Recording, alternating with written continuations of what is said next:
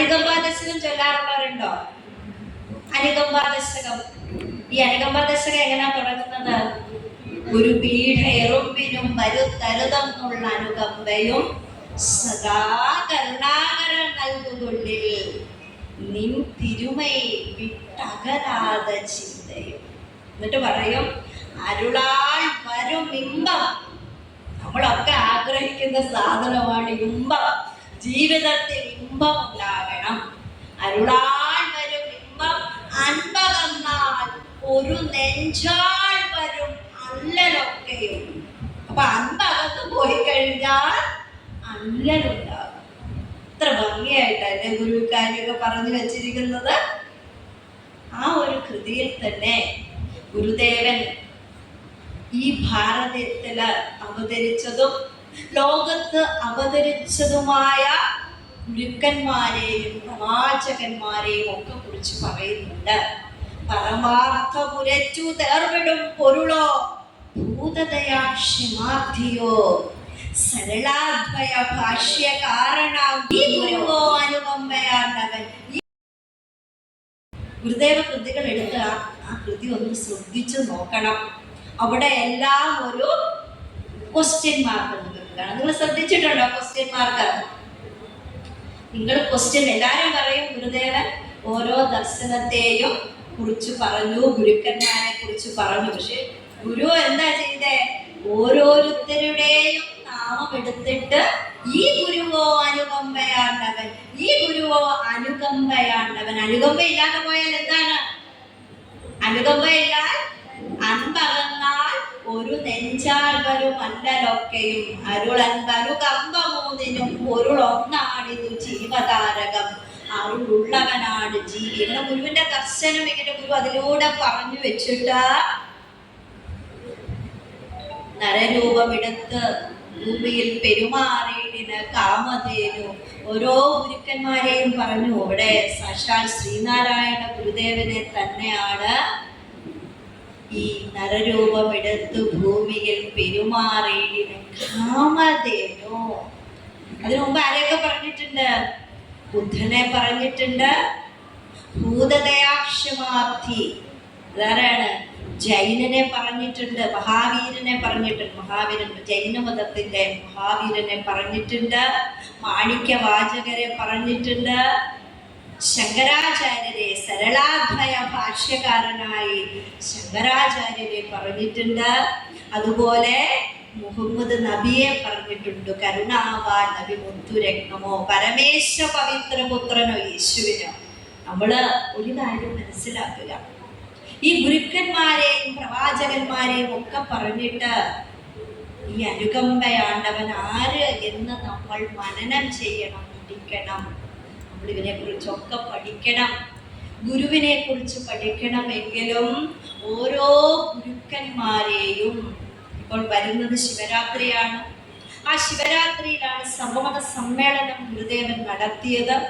അന്ന് ഗുരു പറഞ്ഞു, സമഭക്തിയോടും സമബുദ്ധിയോടും കൂടി എല്ലാ മതങ്ങളെയും കുറിച്ച് പഠിക്കണം.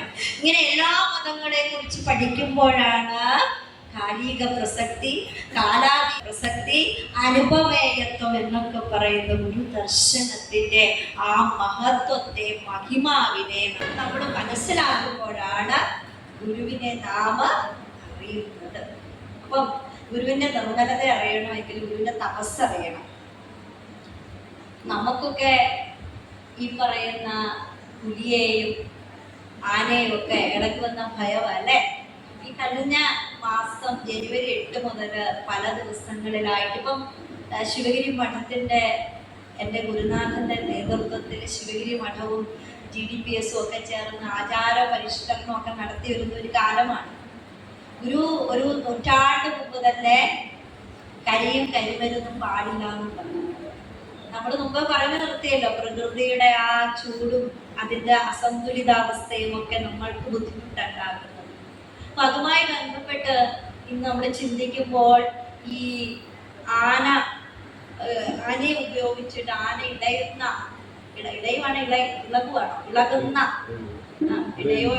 ഇളകുവോ ഒക്കെ ചെയ്യട്ടെ. എന്തായാലും ആന ഇളകിക്കൊണ്ട് വലിയ പ്രശ്നങ്ങൾ നമ്മൾ നേരിട്ടുകൊണ്ടിരിക്കുകയാണ്. അപ്പോൾ നമ്മുടെ ഗുരുവിന്റെ തപശ്ചര്യ കാലഘട്ടത്തെ കുറിച്ച് മനസ്സിലാക്കുമ്പോൾ ഗുരുവിനോടൊപ്പം കഴിഞ്ഞിരുന്ന ആരായിരുന്നു?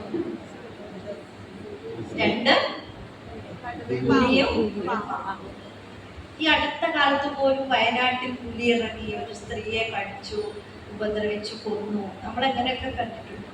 പക്ഷെ ഗുരുവിനോട് ഈ പ്രപഞ്ചത്തിലുള്ള ഈച്ച മുതല്, കൊതുക് മുതല്, ആനയും പുലിയും വിഷസർപ്പങ്ങളും വരെ എങ്ങനെ ഇണങ്ങി ജീവിച്ചിരുന്നു, അത് വലിയ അത്ഭുതമാണ്. അപ്പം ഗുരു സാധാരണ മനുഷ്യനും അതീതമായ, മനുഷ്യാതീതമായ ജീവിതമാണ് ഗുരു നയിച്ചത്.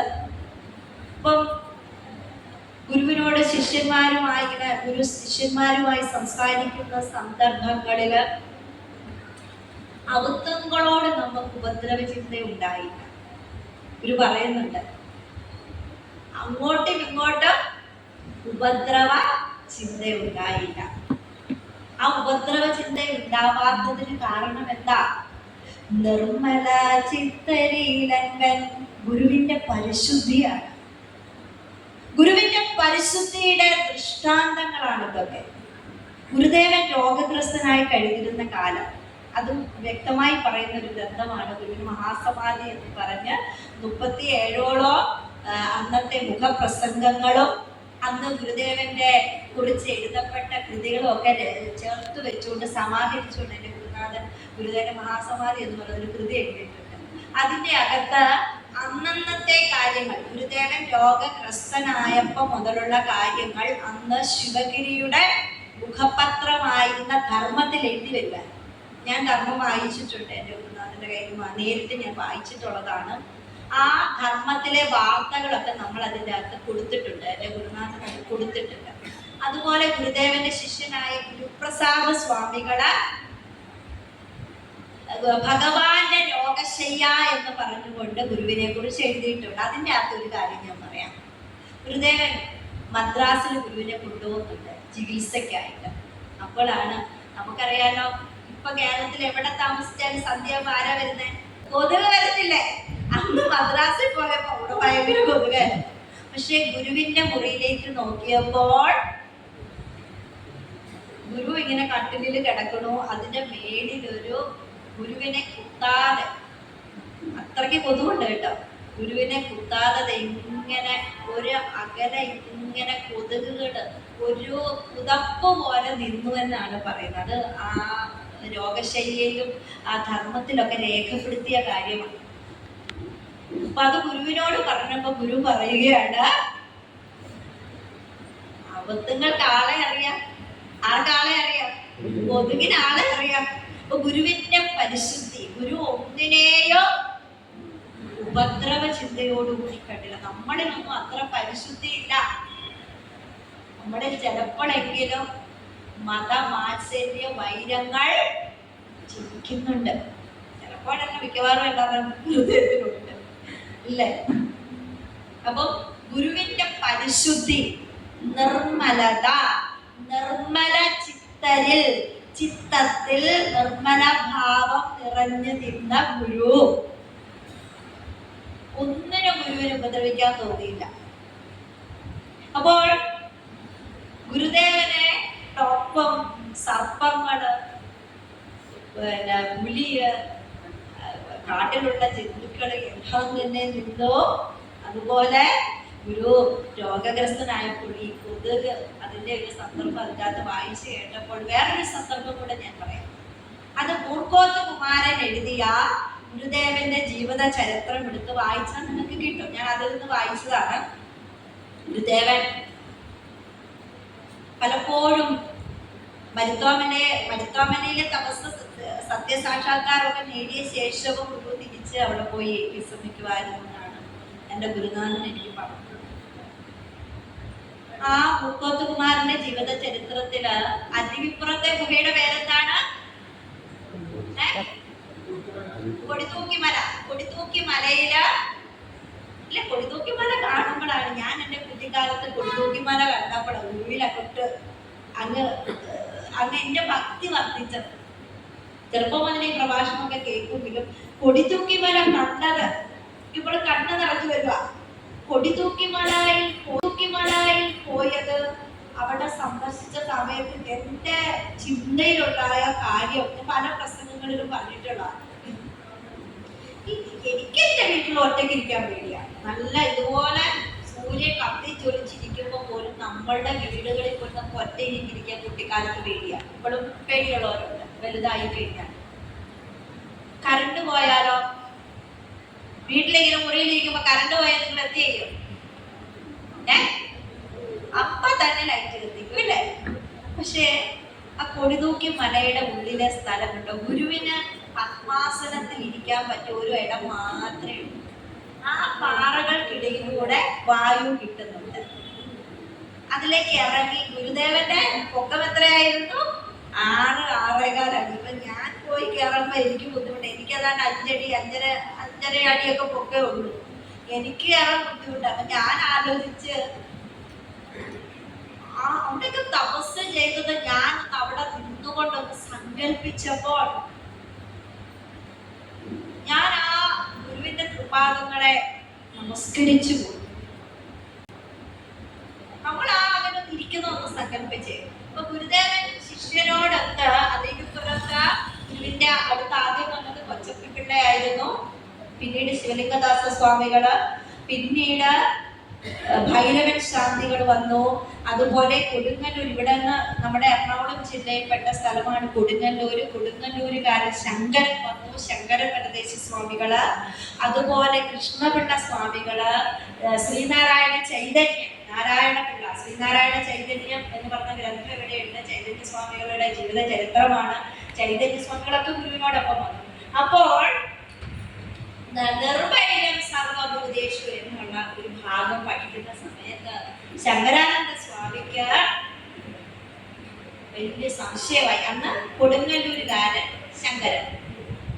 ഇപ്പൊ ഗുരുവിനോട് സംശയം ചോദിക്കാൻ നോക്കിയപ്പോ ഗുരു എവിടെ ഇരിക്കുകയാണ്? മരുത്തോമലയല്ല, കുടിതൂക്കിമലയുടെ കുടിതൂക്കിമലയിൽ പോയിരിക്കുകയാണ്.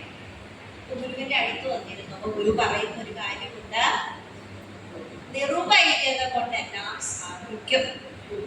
പക്ഷെ നമ്മളിൽ ആർക്കെങ്കിലും ഈ നിർവൈര്യത സൂക്ഷിക്കാൻ പറ്റാറുണ്ട്. അല്പനേരത്തേക്കൊക്കെ അവരോടൊക്കെ ദേഷ്യം കാട്ടി, പക്ഷെ നമ്മളെ ഒന്ന് നോവിച്ചാൽ, നമ്മളെ ഒന്ന് കുറ്റം പറഞ്ഞാൽ, നമ്മളെ ചെയ്ത വേണ്ട നിസ്സാരം, നമ്മളൊരു കറി വെച്ചിട്ട് നമ്മളൊരു ഭയങ്കര കഷ്ടപ്പെട്ട ഒരു ചമ്മന്തി അരച്ചിട്ട് അതിന് കുറ്റം പറയാൻ കുറ്റപ്പെടുക. നിങ്ങളൊന്ന് ചിന്തിച്ചേ, നമ്മുടെ മനുഷ്യന്റെ മനസ്സ് നമ്മളൊന്ന് പഠിച്ചേ. അപ്പൊ ഏതൊരു തലത്തിലേക്ക് നമ്മൾ ഉയരണം. നമ്മൾ വ്യക്തിഗതത്തിൽ നിന്ന് സമഷ്ടിഗതമായിട്ട് എല്ലാത്തിനെയും ഒന്നായി കാണണമെങ്കിൽ ഞാൻ